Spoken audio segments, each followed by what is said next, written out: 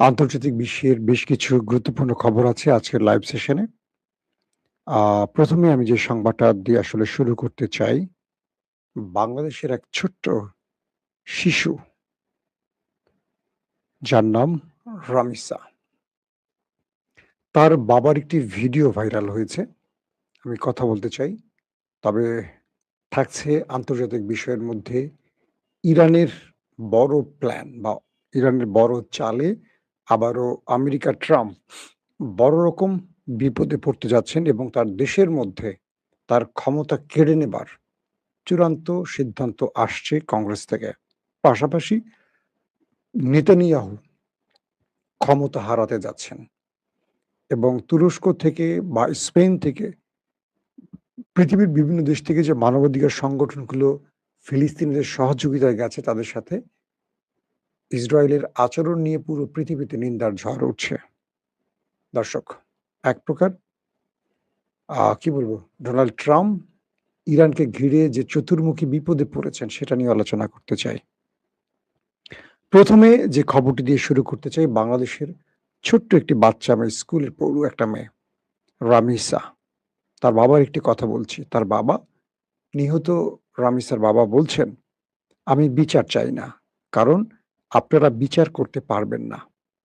আপনারা বিচার করতে পারবেন না। আমার মেয়েও আর ফিরে আসবে না। আমাদের বিচারের কোনো উদাহরণ নেই এই দেশে। এটা বড়জোর ১৫ দিন চলবে। আবার কোনো ঘটনা ঘটবে এরপর এটা ধামাচাপা পড়ে যাবে।" ৫৪ বছরের বাংলাদেশে একজন স্বাধীন নাগরিক তার সন্তানের বিচার চাওয়ার সাহস পাচ্ছেন না। কারণ তিনি জানেন এই দেশে বিচার হয় না। তনুর বিচার হয়নি। আমাদের প্রাণপ্রিয় ইনকিলাব মঞ্চের সেই ওসমান হাদির বিচার হয়নি। কোনো খবর নাই। আমার বন্ধু বা আমাদের সহযাত্রী সাগর রুনির বিচার হয়নি। যে বিএনপি সবচেয়ে বেশি সাগরুনির কথা উচ্চারণ করতেন, সেই বিএনপি ক্ষমতায় বসলে সাগরুনির কোনো খবর নাই। তনুকে নিয়েও বিএনপি অনেক কথা বলেছেন, কোনো খবর নেই। এই রাষ্ট্র ক্ষমতায় বসতে জানে। সুশাসন কাকে বলে বা বিচার কাকে বলে এই রাষ্ট্র ভুলে যায়। এই রাষ্ট্রের মানুষ কখনো ইনসাফ বা কখনো আইনের শাসন দেখবে বা বিচার পাবে এই স্বপ্ন দেখতে ভুলে গেছে। গত ৭ দিনে, আবারও বলছি গত ৭ দিনে ৪ শিশুকে রেপ করে হত্যা করা হয়েছে, ধর্ষণ করা হয়েছে এবং এর মধ্যে হত্যাও করা হয়েছে। মিরপুরে ৭ বছরের শিশু ধর্ষণের পর গলা কেটে হত্যা করা হয়। সিলেটে ৪ বছরের শিশুকে ধর্ষণের পর হত্যা করা হয়। ঠাকুরগাঁয়ে ৪ বছরের শিশুকে ধর্ষণের পর হত্যা করা হয়। মুন্সিগঞ্জে ১০ বছরের শিশুকে ধর্ষণের পর হত্যা করা হয়। এগুলো সব আমাদের গণমাধ্যমের খবর। এছাড়া আরো কত খবর আছে হয়তো আমরা খোঁজও রাখছি না। এই দেশটা কি পাল্টাবে না? বিচার কেন হয় না জানেন? যারা ক্ষমতার খুব কাছাকাছি থাকে, আমাকে এক পুলিশের কর্তা সেদিন বলছিল আমার সাথে কথা বলতে, যে এই দেশটাকে আসলে আমরা পুলিশরাও পাল্টাতে পারব না। কারণ যারা রাজনীতি করেন তারা আমাদের হাতগুলো বেঁধে রাখেন। আগে শেখ হাসিনা বেঁধে রেখেছে, এখন সালাউদ্দিন ভাইরা বেঁধে রাখেন। পুলিশ চায় অনেক কিছু করতে পারে না। আবার কিছু অতি উৎসাহী পুলিশ থাকে যারা ক্ষমতার খুব কাছাকাছি যাওয়ার জন্য রাজনৈতিক দলের এমন চামচামি করে যাতে বাকি পুলিশের পোশাকগুলো অসম্মানিত হয়। সব পুলিশ খারাপ না। বহু মানে সৎ পুলিশ অফিসার আছে এই দেশে। রনিসার বাবার কথাটি আমার কানে বাজছে এবং আমার সারাদিন অসম্ভব খারাপ লেগেছে। একজন বাবা বিচার চাওয়ার সাহস পায় না তার দেশের। কারণ তিনি জানে বিচার হবে না। ১৫ দিন পর আরেকটি ঘটনা ঘটে এটা ধামাচাপা পড়ে যাবে। এটার জন্যই হাসিনার বিরুদ্ধে ২,০০০ ছেলে জীবন দিয়েছে। ৪০,০০০ আহত হয়েছে। কত মায়ের বুক খালি হলো, কত সন্তান পঙ্গু হলো, অন্ধ হলো। এটার হিসেব আসলে কে দেবে? জাস্ট একটা দলকে ক্ষমতায় বসার জন্য কি আমরা এই ত্যাগ স্বীকার করেছি? আমরা দেশ ছেড়ে প্রবাসী হয়েছি, পালাতক হয়েছি। কার জন্য? একটা দলকে ক্ষমতায় আনতে? বিষয়টি কি এরকমই ছিল? অনেকেই বলেন, "মাসুম ভাই আপনি কোন দল করেন?" আমি কোন দল করি না। আমার দল একটাই, বাংলাদেশ। এই দেশে কোন দল করা হলো পাপ। কারণ একটা দল করব কেন? টেন্ডারবাজির জন্য, সুবিধা নেয়ার জন্য, তাই তো? এই দেশে দেখবেন চোখের সামনে অনেক কিছু ঘটবে, কিছু বলবেন না, বলতে পারবেন না। আপনি বললে কোন না কোন পক্ষের হবেন। হয় গুপ্ত হবেন অথবা কোন একটি দলের পক্ষে হবেন। এই দেশের মানুষ কি মানে দেশপ্রেমিক হতে পারে না? একটা দলের আন্ডারে হবে পুলিশকে, সেনাবাহিনীকে, বিচারককে, আমলাকে, সাধারণ পিপলকে, শিক্ষককে, সবাইকে কোন দলের হতে হয়? নিরপেক্ষ হওয়ার কি কোন সুযোগ নেই এই দেশে?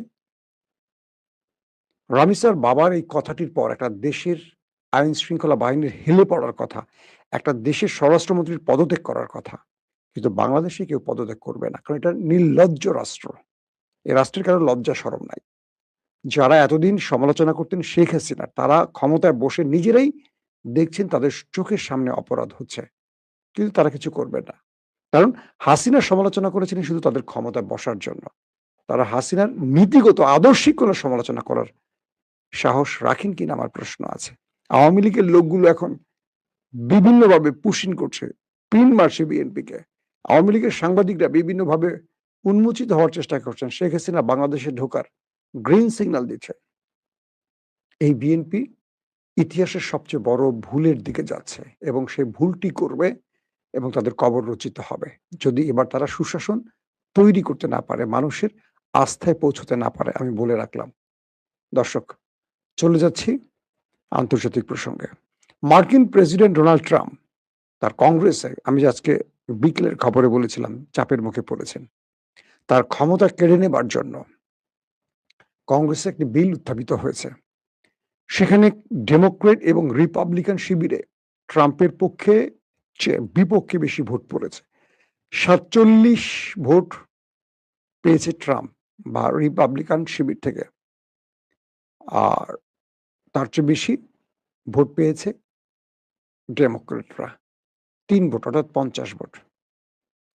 বলা হচ্ছে রিপাবলিক দলের যে প্রেসিডেন্ট ট্রাম্প, সেই রিপাবলিক দলের ৩ জন তারা চলে এসছেন, মানে ট্রাম্পের বিরুদ্ধে ভোট দিয়েছেন এবং তারা চাচ্ছেন, মানে তাদের যে আইন, সেই আইনটি করতে চাচ্ছেন মার্কিন যুক্তরাষ্ট্র যেন ৬০ দিনের বেশি কোথাও সেনা মোতায়েন করে রাখতে না পারে। মানে যুদ্ধ পরিস্থিতিতে তারা যেন ৬০ দিনের বেশি একজন প্রেসিডেন্ট তার নিজের ক্ষমতা এটি করতে না পারে। তাকে যেন কংগ্রেসে এটার জন্য বিল এনে পাস করে সেই কাজটি করতে হয়। মানে সেই লড়াইটা করতে হয়। খোলামেলা আরো সহজ করে বুঝিয়ে বলি। অর্থাৎ প্রেসিডেন্ট তার ক্ষমতার বলে একটা যুদ্ধ ছড়িয়ে দিতে পারেন। এটাকে এখন আটকাবার চেষ্টা করছে মার্কিন যুক্তরাষ্ট্র। ট্রাম্প ইরানের সাথে লড়াই করে আমেরিকাকে যে বিপদে ফেলছে তার কারণে।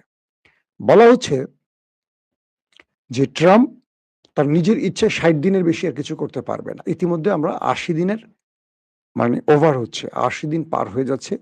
ফেব্রুয়ারির ২৮ তারিখে যুদ্ধটা শুরু। আজকে হিসাব করেন।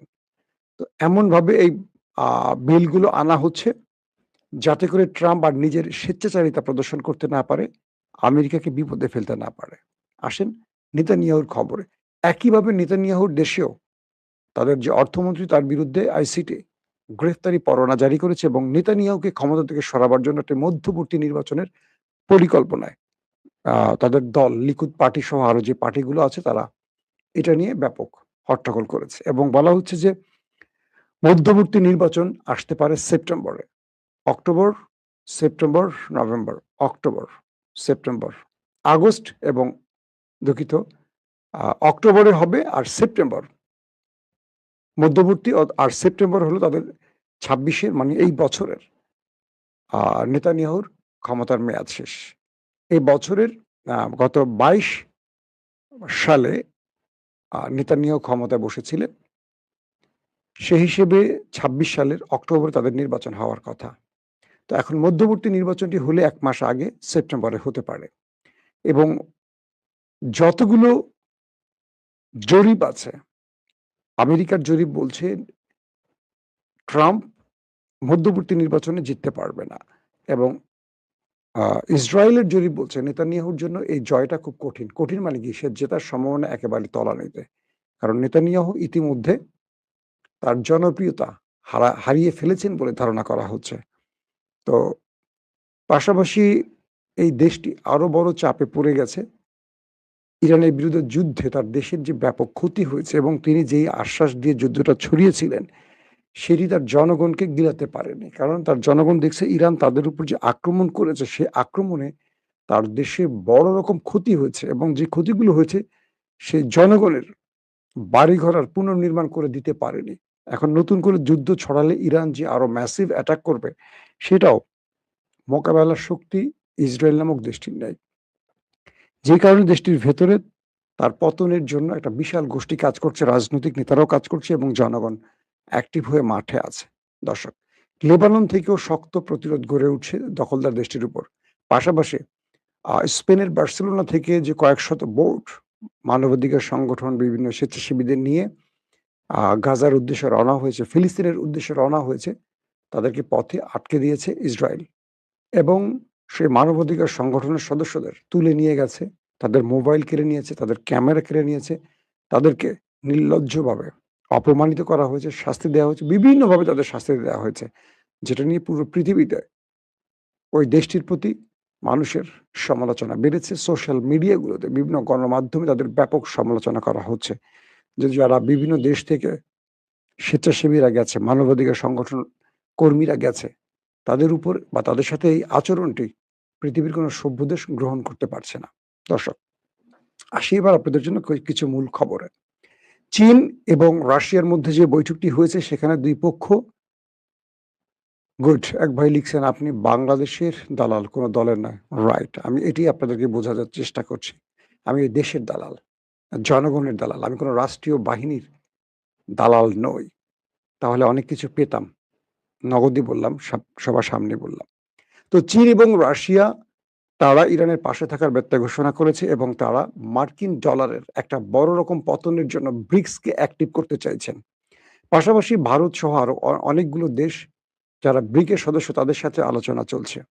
মার্কিন যুক্তরাষ্ট্রকে শুধু ইরানের সাথে পাল্টা অ্যাটাকই সাইজ করতে চাচ্ছে না, তাদেরকে অর্থনৈতিকভাবে বা ডলারের পতনের মাধ্যমেও রাশিয়া, চীন সহ মার্কিন বিরোধী জোটগুলো কাজ করছে। এর মধ্যে ব্রিক্সকে এই জন্য অ্যাক্টিভ করা হচ্ছে।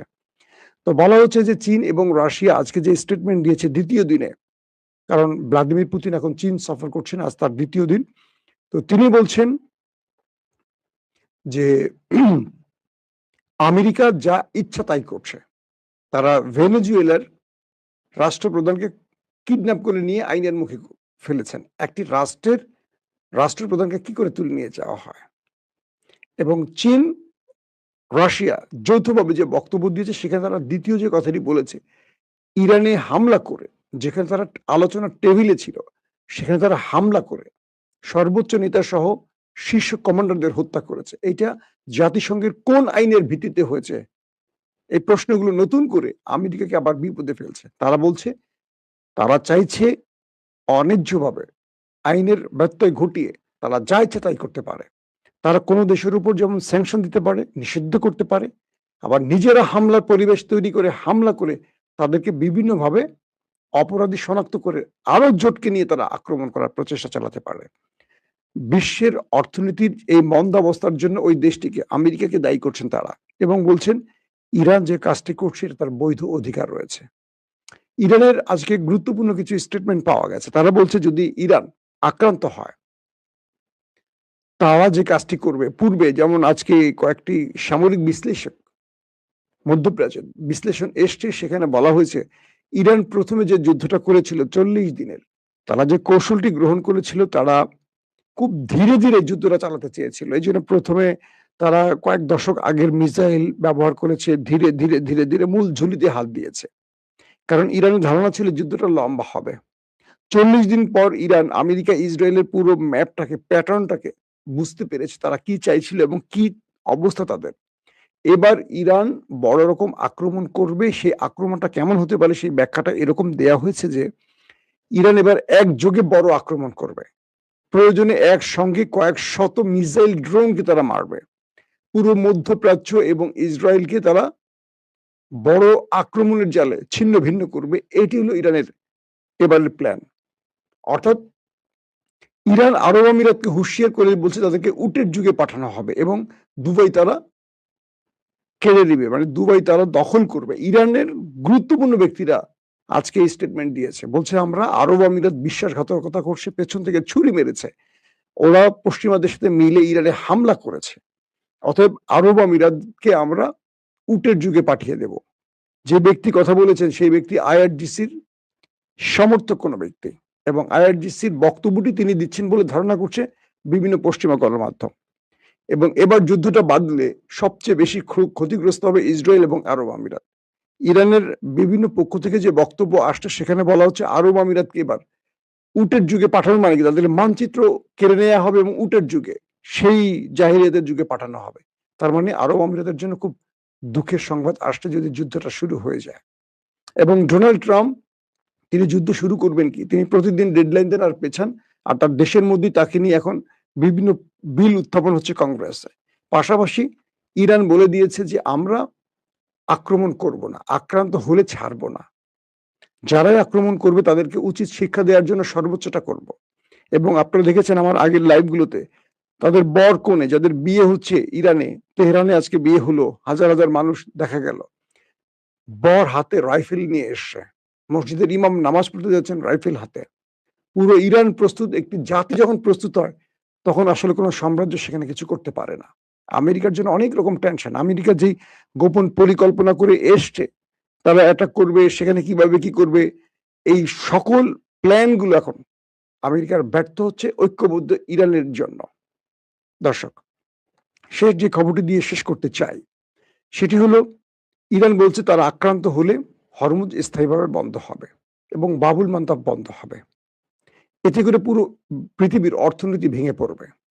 এবং আমেরিকাকে শাসিয়ে বলেছে যে 14টি প্রস্তাব ইরান দিয়েছে, যদি সেই 14টা প্রস্তাব তারা মানতে না পারে তাহলে তারা আবারও ফ্রন্টে নামবে, মানে যুদ্ধে নামবে। আর আমেরিকা বলছে যে আমাদের সাথে ইরানের আলোচনা মোটামুটি ভালো অবস্থায় যাচ্ছে, আশা করা যায় একটা সমাধান আসবে। পাকিস্তানের স্বরাষ্ট্রমন্ত্রী দ্বিতীয় দফা মহসিন নাকবি আবারও সফরে এসছেন ইরানে। তার কাছে মার্কিন বা সৌদি আরবের কি বার্তা আছে, বা তিনি ইরানের সাথে কি মিশনে বা কি প্ল্যানে কথা বলবেন সেটি হয়তো আমরা আগামীকাল জানতে পারবো। দর্শক, আজকের মতো বিদায় নিচ্ছি। প্রত্যেকে